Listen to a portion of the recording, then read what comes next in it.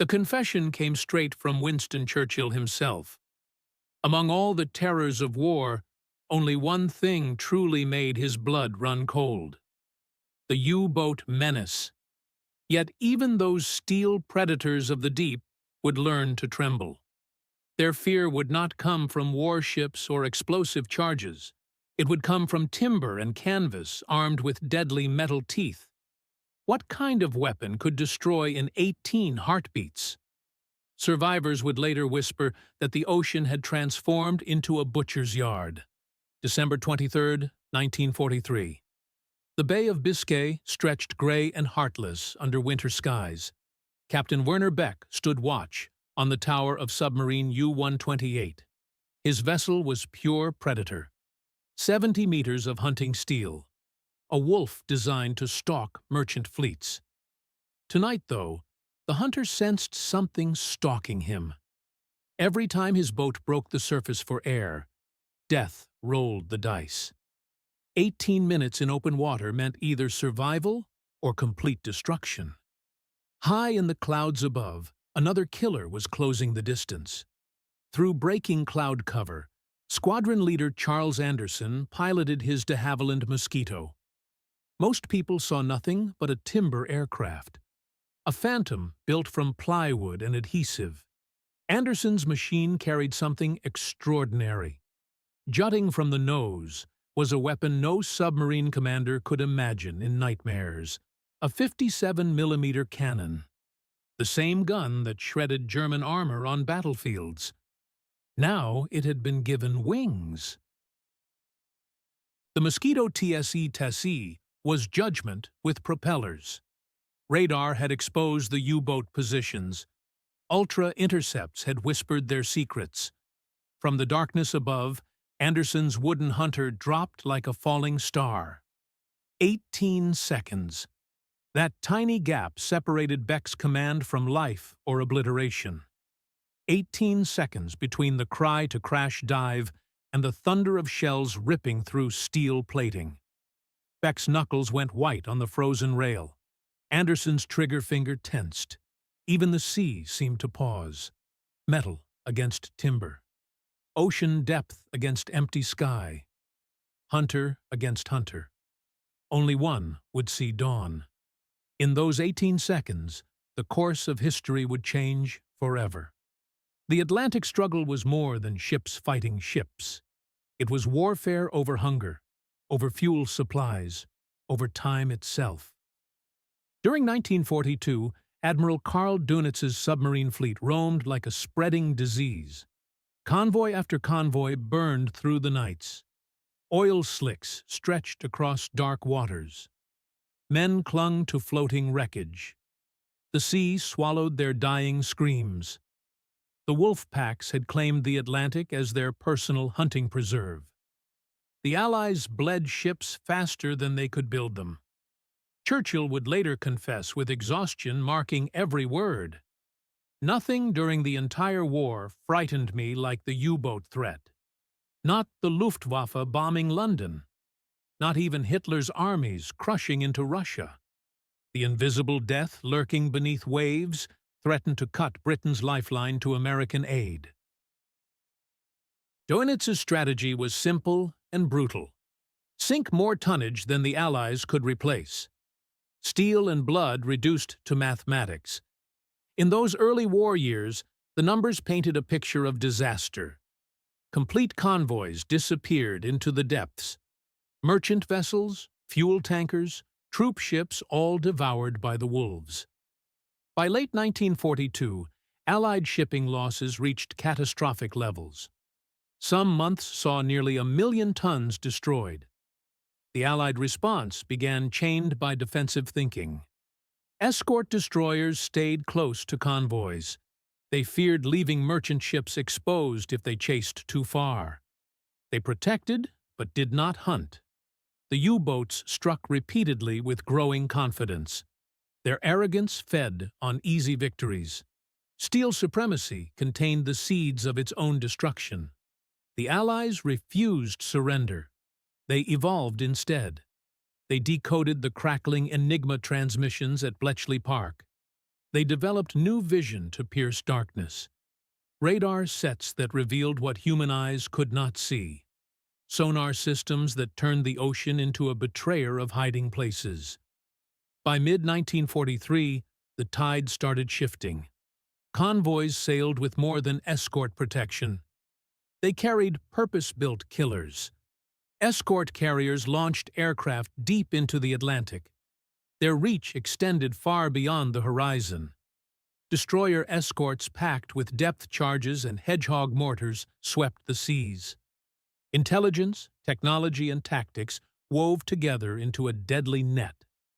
The hunters were becoming the hunted. For U-boat captains, the world contracted. Once they had ruled waves with total freedom. Now every surfacing became a deadly gamble. Every shadow on the horizon might bring death. The Bay of Biscay transformed from a passage to freedom into a corridor of terror.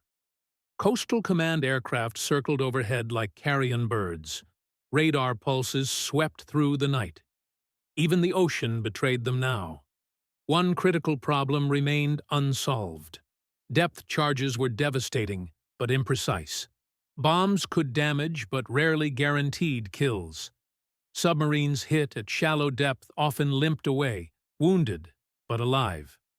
What was needed was instant decisive striking power. A weapon that could punch through pressure hulls before the ocean could close protective arms around them. That answer was coming soon. A weapon born from timber instead of steel. A weapon that would transform a delicate airframe into a predator more feared than destroyers. More feared than depth charges. A weapon that could kill in 18 seconds. When it arrived, the Atlantic wolves would discover their age of dominance was finished forever. By 1943, the Atlantic had ceased being a battlefield of equals. It had evolved into a chess match where the Allies finally learned to think ahead. The old escort defense doctrine was abandoned. Something new and merciless took its place. The hunter-killer system. At the center sat the escort carrier, small, ugly, slow, yet deadly in purpose. Converted from merchant hulls, these floating airstrips carried handfuls of Avengers and Wildcats. Destroyer escorts circled around them armed with sonar, depth charges, and vicious hedgehog mortars. Together they formed a moving trap, a roaming execution squad that no longer waited for wolves to attack. They sailed into the Black Atlantic to hunt them down.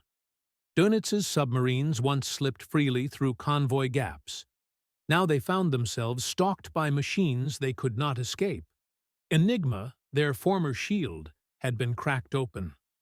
Ultra-intelligence exposed their patrol lines, refueling points, their very breathing spaces. Yesterday's hunters were dragged into ambush after ambush. The silence of broken codes betrayed them. Nowhere was the transformation more dramatic than in the skies. The Royal Air Force Coastal Command had begun the war as little more than a defensive screen. Liberators and Sunderlands lumbered through air-dropping depth charges when possible, too often arriving after the kill had escaped. U-boats learned to dive quickly. They surfaced only under darkness to recharge batteries. The Bay of Biscay became their survival artery, a narrow corridor from French pens at Lorient, Brest, and Saint-Nazaire out to the open Atlantic. If the Allies could close that artery, the U-boats would suffocate. Coastal Command changed its mission. It would no longer simply patrol. It would strike to kill. Patrol bombers gave way to faster interceptors. Radar shrank in size while growing in power. It painted even periscopes against the Black Sea surface. Centimetric radar, undetectable by German receivers, made invisibility impossible. Suddenly, the ocean was no longer a hiding place. It became a stage lit by Allied technology, with U-boats caught helpless in the spotlight. Still, the final kill was not guaranteed. Depth charges rolling into waves might damage submarines, might even force them to surface. Too often, the steel predators survived.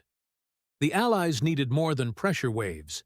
They needed direct kills, weapons that could pierce submarine hearts with single blows. This gap haunted strategic minds. Picture the scene. A U-boat surfacing to recharge in Biscay twilight. Confident it could dive within 30 seconds. An aircraft spots it. In those precious seconds, the difference between survival and destruction is measured not in bombs dropped nearby, but in shells driven straight through steel plating. The question emerged: what if you could give aircraft the teeth of tanks? What if weapons designed to shatter panzer armor could be turned against submarines? The idea seemed insane. Aircraft were built for speed, not recoil. Yet desperation breeds boldness. Somewhere in Air Ministry meeting rooms, someone pointed to the Army's QF 6-pounder gun, a 57mm cannon already feared by German tank crews. If it could rip open Panther tank hulls, why not U-boat pressure hulls? This was the seed of the coming weapon. Not a bomb. Not a torpedo. A gun. A single cannon that could fire armor-piercing shells straight into the sea's deadliest hunters before they had time to vanish. It would not be mounted on a lumbering giant. It needed a machine that was fast, nimble, relentless. A predator that could appear without warning and disappear just as quickly. The answer lay not in steel, but in timber. The de Havilland Mosquito, the wooden wonder, light and swift, built from plywood and balsa wood. Dismissed by skeptics, yet adored by pilots. It could outrun almost anything the Luftwaffe threw against it. It could carry bombs to Berlin or cameras over Norway. But in 1943, the Mosquito was about to receive a new identity. It would cease being a bomber. It would cease being a scout. It would become an executioner. Hunter-killer doctrine had prepared the net. Intelligence had revealed the prey. Technology had built the spotlight. Now all that remained was the blade. That blade was about to be carved into the nose of a wooden ghost. The birth of the Mosquito TSE-TSE was not elegant. It was defiant. Engineers were ordered to achieve the impossible. Bolt half a ton of cannon into a wooden plane's nose and send it to war. The gun was the British QF 6-pounder, a 57mm tank killer. On North African and Normandy battlefields, it had torn through panzerfoes and scarred even mighty panthers. Its shells were built for one purpose: penetration. Steel did not resist. It yielded. Now this land weapon would be given wings. To fit the cannon, the Mosquito's nose was stripped bare. Where machine guns and bomb racks once rested, a gaping muzzle now jutted forward like a spear. Mounting it was a nightmare. The recoil from a single shot could tear fragile airframes apart. Wooden ribs and plywood skin were never meant to absorb tank gun fury. But British designers built a steel cradle inside the wooden shell, a skeletal fist to hold the monster in place. When the trigger was pulled, the plane shuddered but held together. Feeding the gun presented another challenge. The original 6-pounder demanded a crew, a loader working frantically inside cramped tank bellies. In the Mosquito, there was no space, no loader. Engineers created an auto-loading system, mechanical, ruthless, efficient. 25 rounds could be fired in rapid bursts. Each shell was either armor-piercing, capped with ballistic noses to punch into steel, or high-explosive to rip apart anything exposed on deck. The Mosquito FB Mk-68 was born. Pilots gave it a darker name, the TSE-TSE, after the fly whose bite carried death. It was a fitting title, small, swift, but deadly. The aircraft had been transformed from nimble scout into a predator with fangs. In the air, the TSE-TSE looked almost grotesque. Its slim wooden frame, designed for speed and grace, now carried a cannon that seemed too large for its body. But appearances deceived. Once airborne, it flew with the same speed, the same agility. Only now, when it stooped upon victims, it carried not just sting, but judgment. For U-boat crews, it was a nightmare come alive. Submarines had learned to respect depth charges, to endure thundering cascades of bombs in the deep. But the TSE-TSE was different. It did not wound by chance. It killed by precision. A single burst could punch holes through pressure hulls before submarines had even begun their dives. To the men below, it felt like the sea itself was tearing open around them. One German survivor later muttered, "We feared destroyers, yes, but we cursed the wooden plane. It came fast, it came low, and when its shells struck, we were finished." This was weaponization in its most brutal form. The Mosquito TSE-TSE was not a tool of war. It was a character in it, a wooden executioner armed with tank teeth. The U-boat, once an ocean wolf, now found itself cast as prey.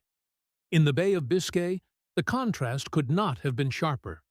On one side, steel leviathans rising to breathe, trusting in their armor, their tradition, their terror.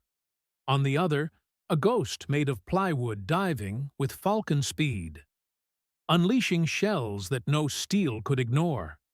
The hunter-killer doctrine had found its blade.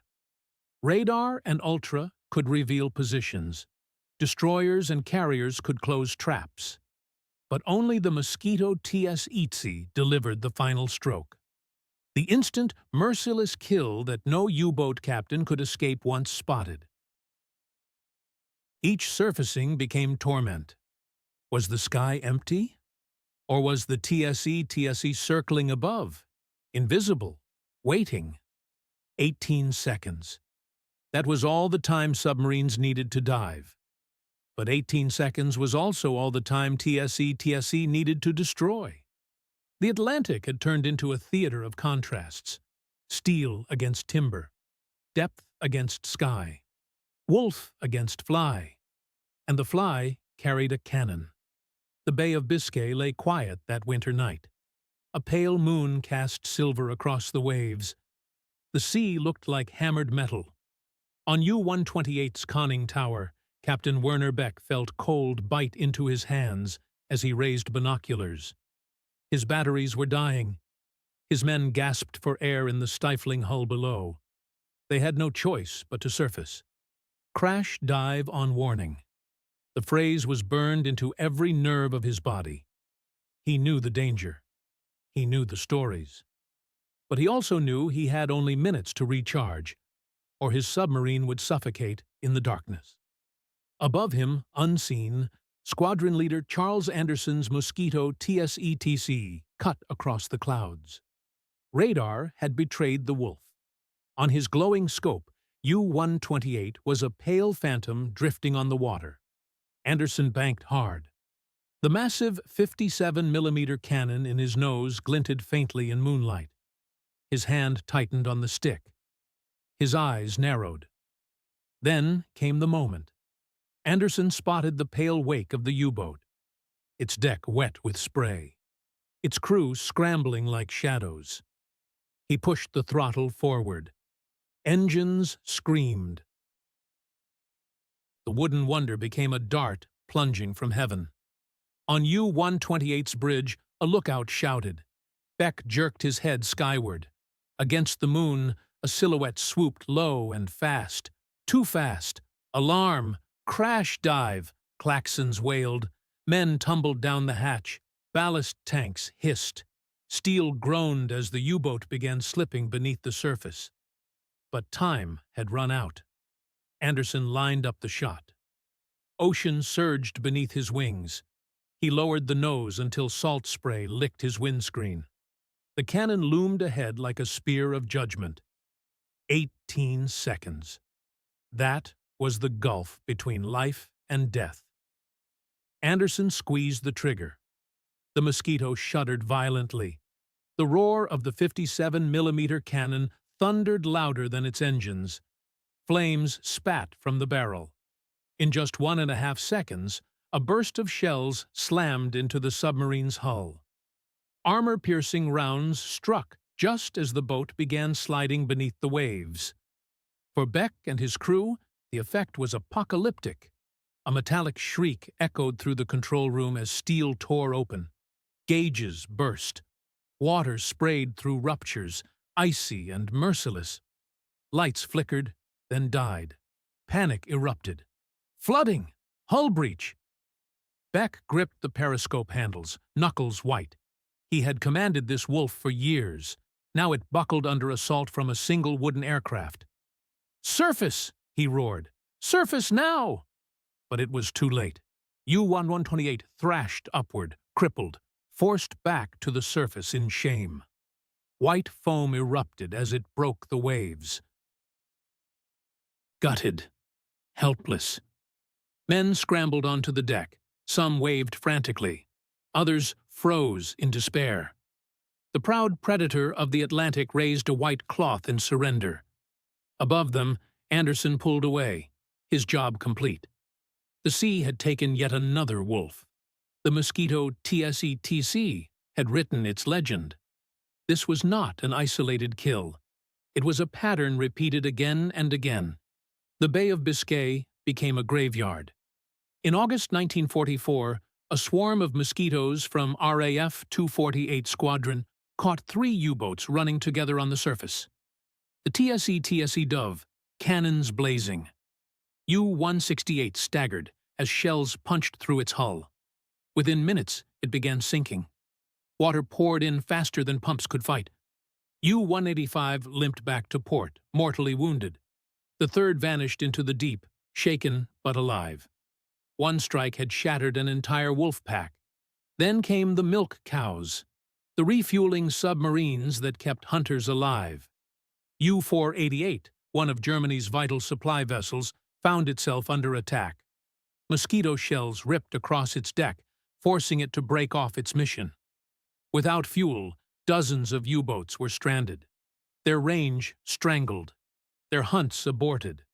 The Germans gave the weapon a name whispered with dread. Das große Kanone-Flugzeug. The big gunplane. It was no myth. It was no rumor. It was a killer with wings. A wooden assassin armed with a cannon that turned seconds into eternity. For crews who survived, the memories never faded. One recalled. You heard the roar, and then the sea itself screamed. Holes opened where no holes should be. We knew then it was finished. The Mosquito TSE-TSE was unlike any other weapon of the war. It did not bomb blindly. It did not scatter explosives into the depths. It aimed, it fired, and it tore the life out of its prey. Every attack was personal. Every engagement was intimate. Predator and prey locked in a duel of seconds. The climax of this strange, savage weapon was not measured only in submarines it killed. It was measured in fear. Fear that gripped every U-boat captain who surfaced in the Bay of Biscay. Fear that even the fastest dive was too slow. Fear that timber could kill steel. 18 seconds. That was all it took. Steel screamed. Timber prevailed. In those fleeting moments, the U-boat's reign as masters of the Atlantic came crashing to an end. The fall of U-128 was more than losing a submarine. It was a crack in the entire U-boat fleet's armor. Word spread quickly through the pens at Lorient, Brest, and Saint-Nazaire.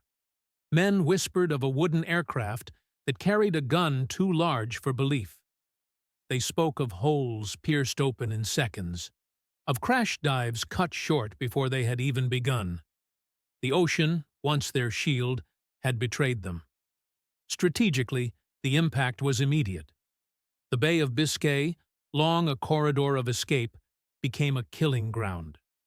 Coastal command patrols, armed with TSE-TSE Mosquitoes, turned those waters into a gauntlet of fear. No U-boat could surface without risking discovery. If discovered, there was no guarantee of survival. The milk cows, the lifeblood of Dönitz's wolf packs, were hunted as relentlessly as the hunters themselves. Their destruction starved the packs, shrank their range, forced them back into ports they once left with such confidence. The hunter-killer doctrine had reached perfection. Ultra revealed positions. Radar confirmed shadows. Destroyers tightened nooses. When time came for the final stroke, it was not depth charges that sealed kills. It was the bark of a 57mm cannon fired from a wooden plane's nose. The system was complete. The wolves had no way out. For the Germans, consequences went deeper than tactics. Admiral Dönitz ordered his captains to remain submerged as much as possible, to travel on snorkels instead of surfacing. But this was not strength, it was desperation. Snorkels slowed U-boats, made them clumsy, vulnerable, half-blind. The hunters of 1942 had become fugitives by 1944. The steel predators of the Atlantic were now prey hiding in the very element they once ruled. Psychologically, the toll was devastating. Submariners were men already trapped between silence and suffocation. Now they carried a new terror. They knew that surfacing, even for a moment, might summon a ghost out of the clouds. They knew that 18 seconds were no longer enough. One survivor of a Biscay patrol wrote later, "We thought the sea had betrayed us. We thought even the air was against us." The Mosquito TSE-TSE did not sink hundreds of U-boats on its own, but its presence magnified every other weapon, every other tactic. It was the blade at the heart of the hunter-killer machine, a symbol of Allied ingenuity, a nightmare that lived rent-free in enemy minds. Every U-boat captain who rose to the surface carried that image, a flash in the sky, the thunder of a cannon, the scream of steel torn apart. By 1944, the numbers told a story the Germans could not ignore. Convoy losses fell sharply. U-boat kills mounted. The wolf packs were shattered. Their doctrine of mass attack reduced to isolated, desperate strikes. The balance of the Atlantic had shifted. The sea lanes that once bled Allied shipping now flowed with men and supplies, feeding the invasion of Europe itself. In the aftermath of the TSE-TSE's arrival, the legend of the U-boat was broken. The wolves of the deep had discovered they too could be hunted. They had discovered their nemesis was not made of steel, but of timber. The irony was brutal. The Reich had built its pride from iron and armor, trusting in the strength of metal. Yet it was a fragile creation of plywood and glue, armed with a single cannon that stripped their terror from the seas. The wolf packs were finished. The ocean was no longer their domain. It had become their grave. The Mosquito TSE-TSE was never built in great numbers. Barely a few dozen carried the cannon that shook the Atlantic. Yet its legacy was far larger than its statistics. It was not measured in tonnage sunk, but in terror sown. It proved that innovation, not mass, could turn the tide of war. For U-boat crews, the memory lingered like a scar. They had faced depth charges before, endured hours of explosions thundering above them. But those were blind weapons, blunt hammers in the dark. The TSE-TSE was different. It was precise. It was personal. It aimed directly at them. Survivors spoke of shells tearing open their pressure hulls as though a giant fist had punched through steel. One man whispered years later, 18 seconds. That was all we had. 18 seconds. And we were gone. The psychological weight of those words outlived the weapon itself. The once feared wolf packs no longer inspired dread. They inspired pity. By war's end, nearly 800 U-boats lay at the bottom of the sea. 3 out of every 4 submariners never returned home. The proud hunters of the Atlantic had become the most doomed branch of the German military. Part of that doom was carried in the nose of a wooden plane. The legacy of the TSE-TSE lay also in its symbolism. A weapon made of plywood and glue, armed with a single cannon, had humbled the Reich's pride in steel. It was contrast made flesh. Fragility defeating strength. Speed defeating mass. Ingenuity defeating tradition. In its wooden wings and steel fangs, the world glimpsed a truth of modern war. Survival belonged not to the strongest, but to the most adaptable. Historians sometimes argue whether the TSE-TSE changed the war or merely illustrated change already underway. But for men who fought beneath its shadow, there is no debate. They remember surfacing to breathe only to see a speck appear in the sky. They remember the roar of engines, the impossible sight of a cannon flashing from a plane's nose. They remember steel screaming as it split. They remember the silence that followed. In the end, the Mosquito TSE-TSE was more than a machine. It was a message. It told the world that even in the darkest hour, when the Atlantic seemed lost, imagination could carve victory out of despair. It reminded friend and foe alike that in war, nothing is untouchable. Nothing eternal. Not even the wolves of the deep. The Atlantic rolled on after 1945, calm once more but changed forever. Beneath its surface lay the carcasses of U-boats, tombs of thousands of men who once believed themselves invincible. Overhead, in the memory of history, the wooden predator still circles, forever frozen in that moment of descent, when 18 seconds decided the fate of men, machines, and empires. Steel sank, timber endured. 18 seconds became eternity.